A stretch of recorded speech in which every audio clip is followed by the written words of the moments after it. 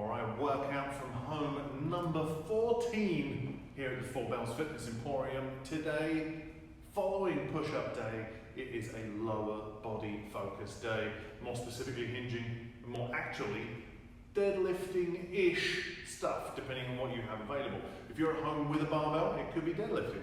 If you don't have a barbell at home, we're going to look at a different way to attack the posterior chain today. But first of all, let's talk about our warm-up. Our warm-up today is going to address hip flexion, hip extension. It's going to address hamstring flexibility. It's going to address thoracic rotation, and it's going to address a little bit of that hinging mechanical position we need. Let's talk about those movements. We're going to do some bootstrappers squats today. Bootstrapper squat, we're going to do 5 reps of those. Of course, we're going to demonstrate those in just a second if you're wondering what they are.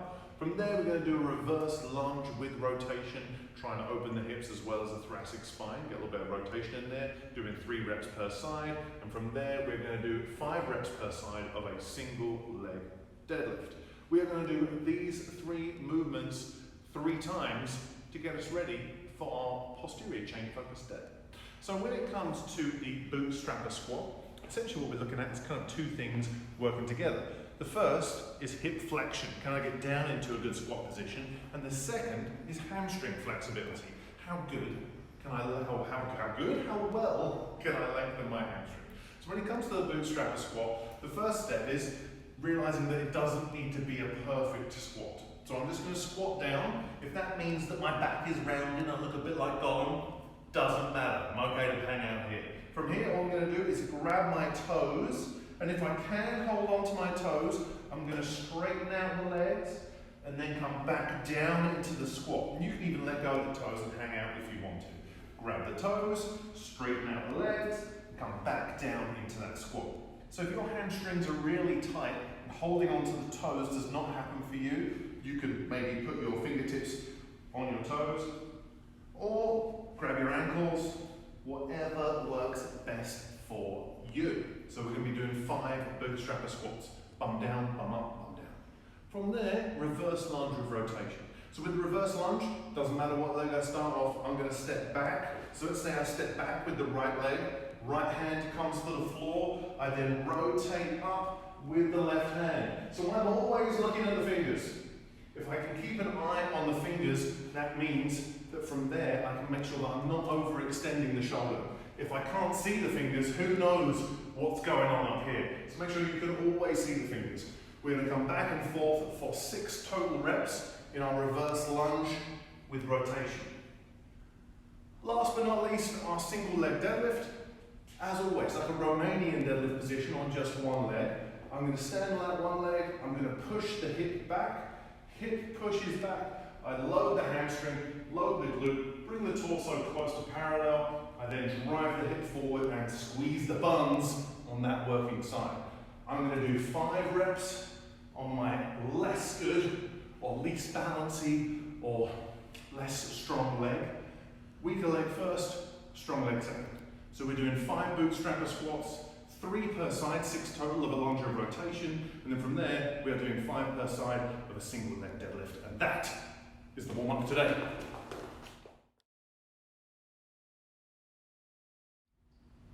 Workout from home number 14, strength piece. The focus today is posterior chain development, but if you know anything about our programming, I like to do antagonist pairings, which means that if the focus is the posterior chain today, which is where we should put in the majority of our focus, as we call it, the meat and potatoes, the gravy is going to be a little bit of anterior chain work, which means we're going to look a little bit at unilateral imbalances, or do I have one leg that's stronger than the other when it comes to quads, which we'll be doing in the form of some Bulgarian split squats. So, with our strength piece today, we are doing 5 sets. Each set is 3 minutes long. Within that 3-minute window, I have a superset to do, depending on what equipment I have available. So, if I have a gym available to me, and maybe I have a barbell, we are going to be doing deadlifts for 8 reps today. Once I've done my deadlifts for 8 reps, I'm then going to be doing 5 per leg of a Bulgarian split squat.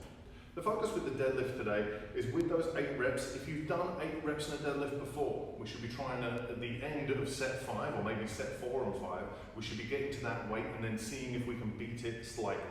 If you don't know what you've done for 8 reps in the past, I always say just start light and then try and get a little bit heavier as each set goes on. With the Bulgarian split squat, the big issue for a lot of people is balance and their ability to stand on one leg. So if you have good balance and you have good flexibility through the hips, then you can feel free to add a little bit of weight with either a dumbbell or 2 or a kettlebell or 2, depending on what you have available.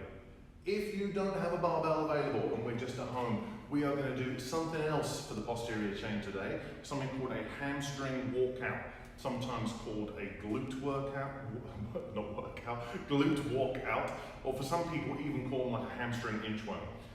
They are quite challenging if you take your time. If you rush through them, they're pretty easy. So we're going to talk about how you should be taking your time with doing the hamstring walkout. Depending on time parameters, you can see it says 5 to 8 reps. If you find these pretty easy, then I would say err on the side of 8 reps. If you find them very challenging and or they take you a lot of time, bring the reps down to 5. Just like we did if we had the barbell, as soon as we've done our hamstring walkout, I'm going to do Bulgarian split squats for 5 per side.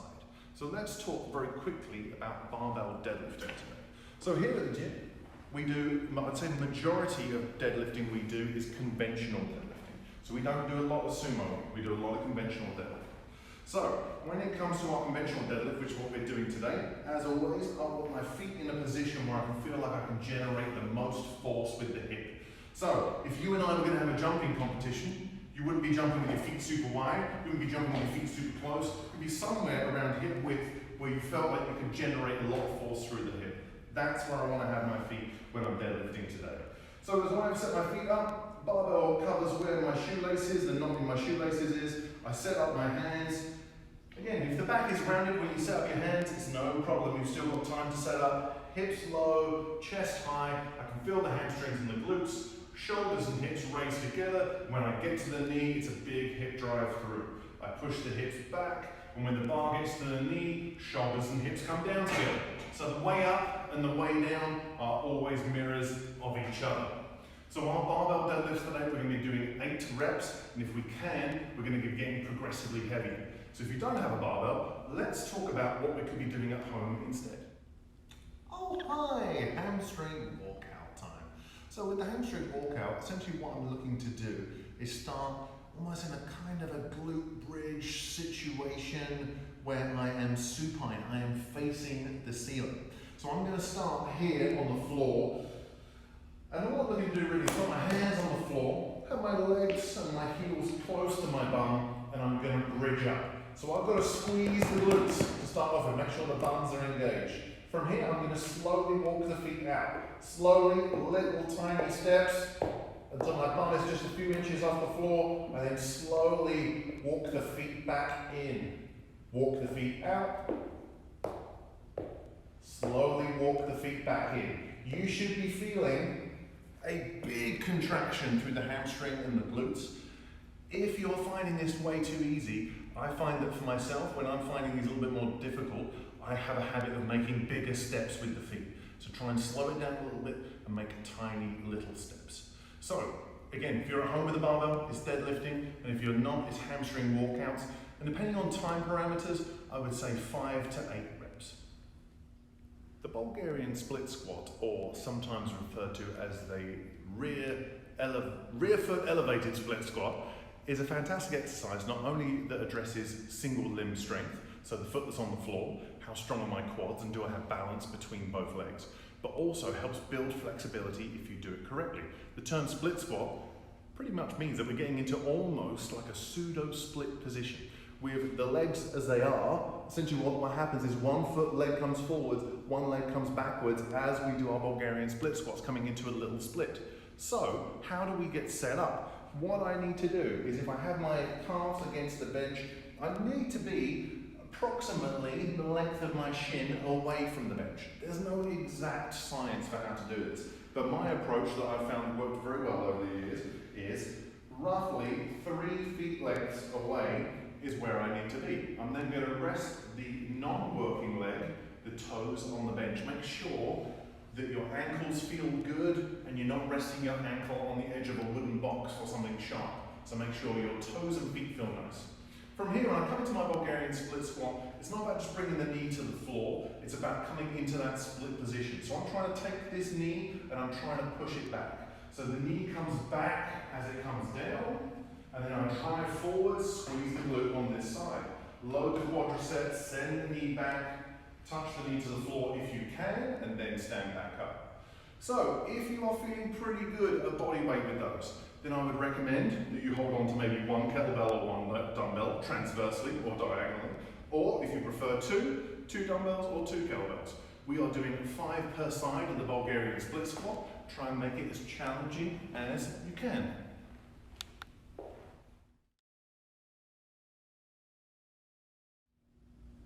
It's the conditioning piece. It's very simple today. It is a descending ladder of jumping lunges with some sit-ups in between each rung of the ladder. So let's explain how it's going to work today. I have got a 15-minute time cap, which means that in 900 seconds, you're either done before then, or you are done regardless. So no more than 15 minutes today is how long this should take. I am going to do a descending ladder of jumping lunges, which means that I'm going to do 20 jumping lunges to start off with. That's 10 per leg. We're going to go over how to do that in a second. Once I've done my 20 jumping lunges, between each rung of the ladder, perform 15 sit-ups. I do 20 jumping lunges, 15 sit-ups. 18 jumping lunges, 15 sit-ups. 16, 15, 14, until we are done. Do not do 20 per leg. You only do 10 per leg. Take this number and halve it. That is how many we should do. But, of course, remember, when it comes to jumping lunges, some people like jumping lunges and some people do not like jumping lunges. So, if you can't do a jumping lunge, there's usually a few reasons why. One of them is balance, but the second reason is usually our ability to absorb load and decelerating forces through the knees and the hips. So some people find that when they try to do a jumping lunge, it causes them a lot of discomfort. So I like to start my jumping lunges in a lunge position, and as I go from one leg to the other, what I'm trying to do is open the hip as much as possible. So as I come up, both legs should be straight before I switch that leg. So I come up, straight leg, switch, and gently cushion the knee to the floor. I'm not smashing the knee into the floor. Be nice to your knees. You only have a pair of these knobbly boys. Be very nice to them. I come up, straight legs, gently kiss the knee to the floor as I go from one leg to the other. If jumping lunges do not work well for you, you could just do step back lunges in place. Of course, they're going to take more time. If you want to make that a bit more challenging, you can hold a dumbbell or a kettlebell to make it a little bit harder. When it comes to sit-ups, I'm sure there's a million videos on YouTube, the YouTubes, of how to do sit-ups.